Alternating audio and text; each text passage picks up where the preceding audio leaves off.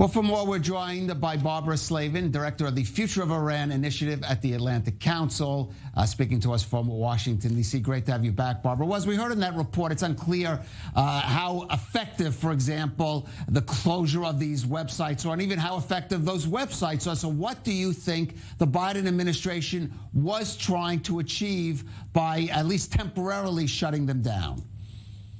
Yeah, it's a good question. Frankly, I think this was a technical decision more than a political one. Apparently, these were domains that were being operated by American companies that had not obtained licenses in advance. I don't think it's going to have much impact either way. Nobody in the United States that I know who is not an Iran researcher even looks at these sites. I mean, I watch the Iranian presidential debates on Press TV because they have simultaneous translation. Same thing with the press conference of their new president, Raisi. But there aren't that many people like me in the U.S., so I really don't think it's going to have much of an impact. I don't think Iran has had very much of an impact on our domestic politics, certainly not to the extent that the Russians have. So I see this as a rather technical matter. Iran will get all huffy and insist that the U.S. is hypocritical about supporting First Amendment rights and freedom of speech. But in the end, I think it's not very significant. Right, not very significant maybe in the content of the action, but I think what's interesting here is the timing of it, coming right at this moment after this election, or you could say selection of this hardliner Raisi, and of course this critical point reportedly in the Vienna talks. So presumably somebody at the White House had to sign off on it. Is there some kind of message being sent, you think, because of more of the timing than what was actually done? Well, look, until they reach an agreement in Vienna, the sanctions that are in place stay.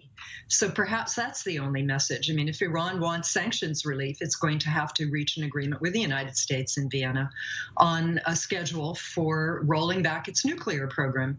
And our assumption was that this was all being sort of slowed down to get past the election or selection of Ibrahim Raisi as the president of Iran. And now that that's been done, they will still have time before Raisi takes office in August to reach an agreement.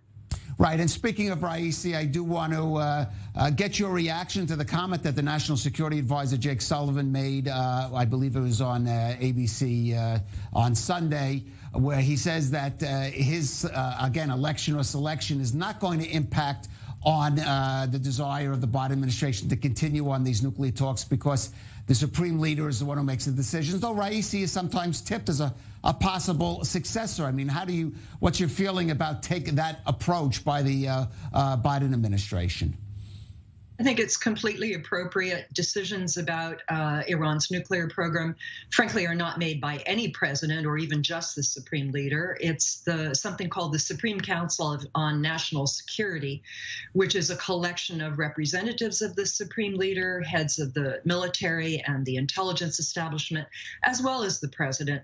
And they reach a decision on policy, and that decision goes forward. And that's not going to change no matter who's president. Right. Now, speaking of Jake Sullivan, the National Security Advisor, the Israeli head of the Israeli military, Lieutenant General Aviv Kochavi, the chief of staff, is in Washington today. He is meeting with Jake Sullivan on a few issues, but presumably Iran is most likely topping that agenda. He's already made public comments saying that he's been trying to convince the U.S. that it would be a big mistake to go into a flawed nuclear deal. Do you think he's going to have much success, make much headway, or reach any kind of agreement with Jake Sullivan at the White House? No, absolutely not. I think the best we can hope for is that now with Netanyahu no longer prime minister, this argument over Iran will be kept a little quieter and a little bit more respectful. Israel will continue its covert and not so covert actions against the Iranian program, and the United States is going to continue on the diplomatic front. That's the way the duties have been divided up.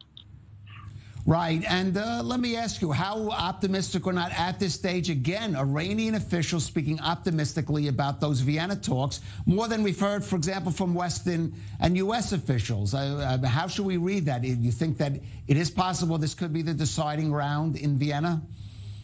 Look, it's not done until it's done. There are a few weeks where more time can go by before this new president comes in.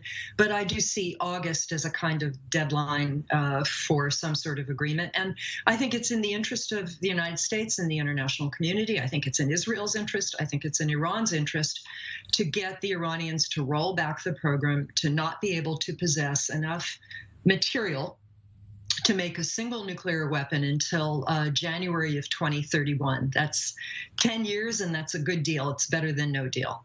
Right. Now, Barbara, you mentioned covert actions against Iran's nuclear program. I want to get into that a little more, but please stay with us. We'll be back after